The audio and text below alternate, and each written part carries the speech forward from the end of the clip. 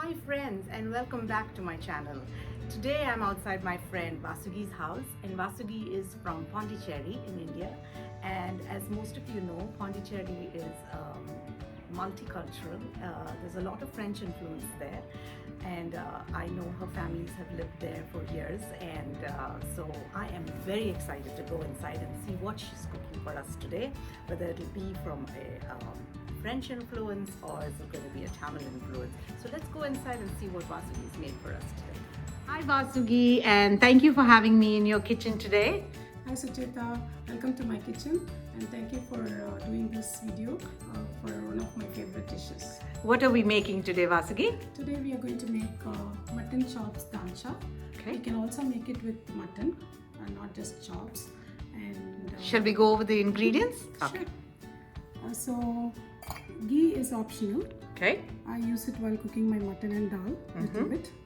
And oil. Okay. Coconut milk. Coconut milk, okay. You can also use ground coconut paste. If Okay, you prefer so that. that's an option. I use the canned coconut milk, the thick part of it, and garam masala powder, Okay. dhania powder, but I prefer to use jeera and dhania powder. Okay, that's what they call the Dana Jeera powder. Dhania Okay. jeera powder. Okay. And recently I learned a technique where you dry roast both of them and make a powder. So I'm using that today, which gives Okay. more aroma. All right. And then tuar dal, Tuvar dal. tamarind. Tamarind, which you're going to be soaking in water, right? Yes. So we actually need the tamarind water. Tamarind water. If you have paste, you can use paste also. Perfect. If you want to substitute tamarind for vinegar, some people do with vinegar too. Okay. And I use tamarind. And pepper powder is optional too, but I use it while cooking my mutton. So pepper blends with the mutton. Okay. And ginger garlic, you can use paste. That's the original recipe. But I like to pound in my pounder. And Oh, look at this pounder. It's so pretty. Okay, so you pound it and that's how you use it. I Fabulous. like the texture of the ginger and garlic like that, coarse. Okay. And salt, chili powder, Okay. turmeric powder, and then at the end to garnish with cilantro And curry leaves. curry leaves while doing the seasoning. Okay. And then the vegetables, onion, onion. eggplant, and tomato. All right. So let's just go ahead and we can get started. And shall we start, Vasugi? Yeah, of course. I heated the wok already. You can use a pan if you prefer. And then I add oil. Okay. I don't go by measurements, I go randomly. But Okay, for- but it looks like it's about 2 tablespoons of oil. yeah, Okay. 2 to 3 tablespoons. Okay. Now the oil is warm enough, so I'm going to add the onions. Okay.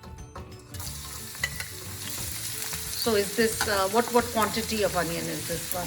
For like 750 grams to 1000 grams, that's like 1 kg. You can use 3 to 4 onions. 3 to 4. Yeah.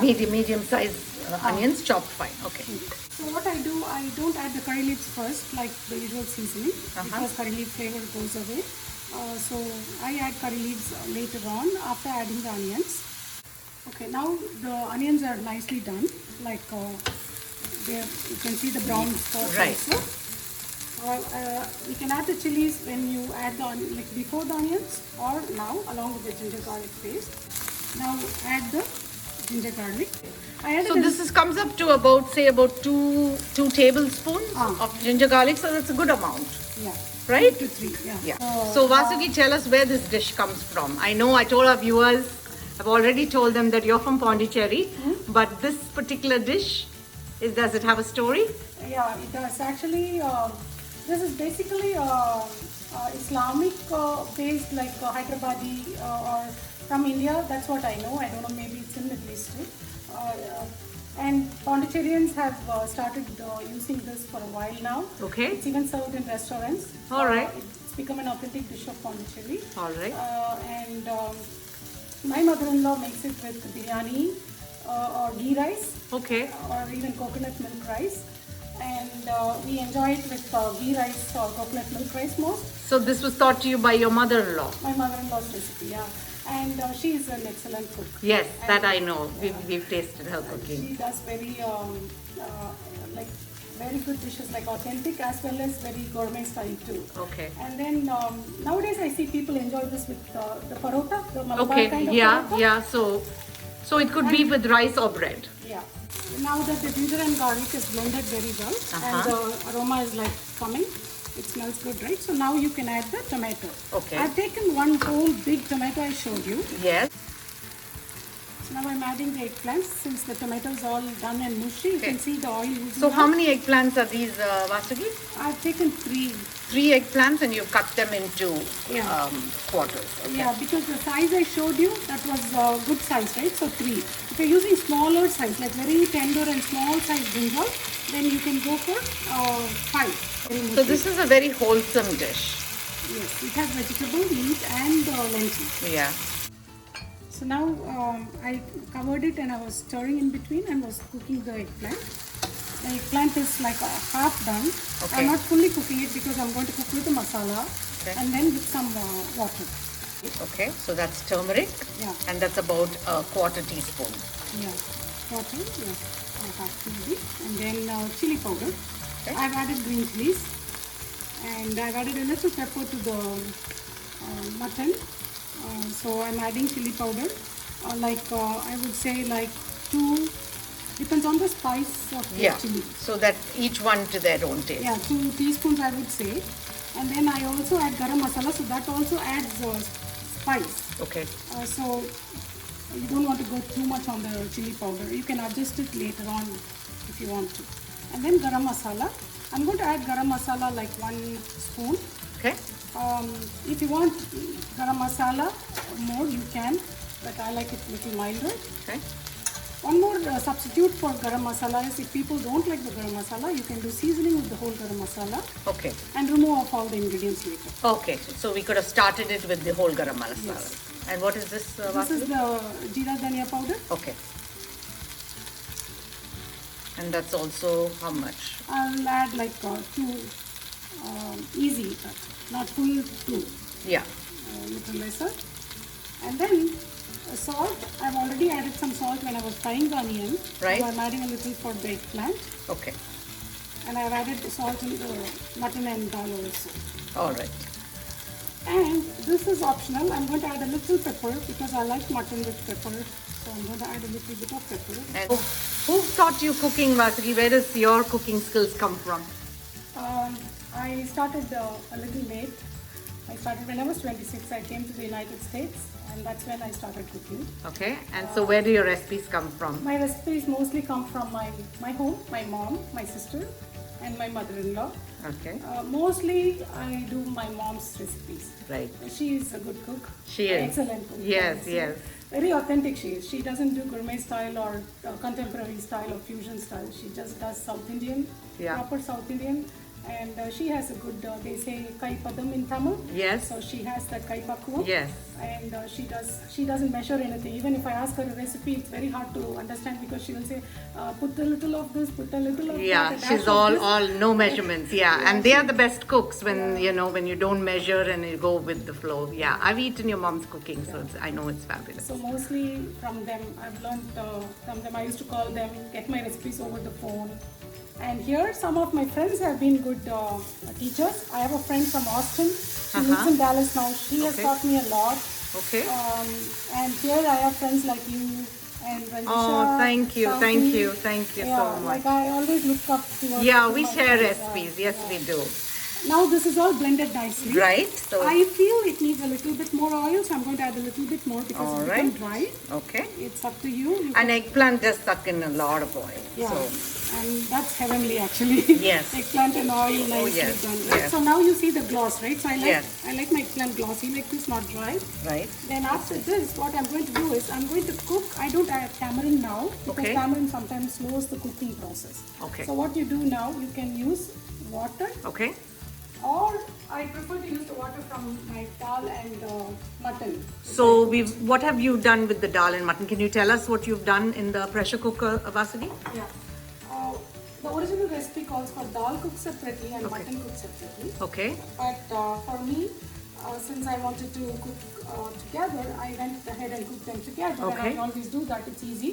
The dal and mutton I cooked in the pressure cooker. You can see the towel. This is a tip I want to share with people. Sometimes the water oozes out, right? Right. And your stove becomes messy. So of late I've started putting a towel over IP. Okay. Instant pot or this one. Okay, there you go, folks. We have a little cooking tip from Vasagi. And so you have, okay, so what do we have in here in the pressure cooker? What have we, how we cook this? I took like little over a pound of mutton chops, preferably chops. You can use mutton. And dal, I've taken like 2 measures of 2 cups, we can say. Okay, Of of dal. tur dal, okay. Yeah, tur dal.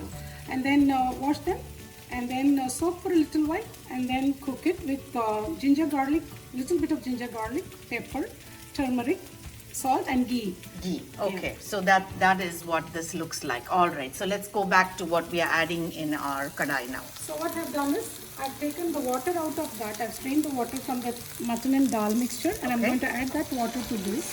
Oh, look at that. Wow, wow. So we're going to stir this and let this cook a little. Yeah. So now the eggplant is nicely done. You can see, Yeah. and it's nicely cooked. Now I'm going to add the meat and dal mixture. Okay. So that water is all kind of evaporated, which you added Yeah. first. So I'm now going- it's the thick Yeah, the dal and mixture meat, of yeah. the dal and meat. Now that it's all blended nicely, I added a little water to make the consistency like this level. Yes, it's a gravy Gravy consistency. consistency. And now I'm going to add tamarind juice. Okay. I've taken 1 small lime size soaked and taken thick juice. If you have paste, you can take 1 or 2 teaspoons of paste. Okay. So now we add coconut milk. Okay. And this is canned coconut milk, Vasagi? Yes. Okay. So if you have ground paste, you can add 2 tablespoons of paste Okay, or 3 coconut depending upon paste. how Okay. much you like. If you want to just pass the coconut totally, if Okay. some people don't Yeah, like yeah. coconut, you can just leave it. All right. Okay. But I like to Adds add. it creamy texture. Yeah. Yeah. So this is about a cup of coconut milk. I'm not adding all of it. Okay. Because then it becomes too Or heavy. all right. Yeah. So it's I'm just about a tablespoon or 2. Two. So Vasagi, in Pondicherry, what would you say is amalgamation of the French and the Indian cooking together? We have a type of salad Okay. people make, which Okay. is called beetroot salad. And there are other dishes like bakeries. Yeah. Mainly bakeries. I should have Yeah. said bakery first. Right. Because we have good bakeries with French rolls and baguette. Okay. And language too is a good amalgamation, I would say. Absolutely. We use a lot of French Words in your- It's a part of dialect actually. Okay. For example, hospital or tap. All those still today people use French words. And what do you say for tap? Can. Okay. All right. Yeah. And this is with the local people too. Yes. Okay. Only the locals. Now the immigrants are like so many people have migrated. I would say they don't know all this. Yeah. For soap, we used to say savon. Okay. Like that. For Right. sir, we say nobody used to say sir. Okay. So like that, we have a lot of words and cooking. Also, there's a lot of fusion. I would say How people use a lot interesting. of vinegar and all that. Okay. And bread is a staple food in Pondicherry. Fabulous. Wow.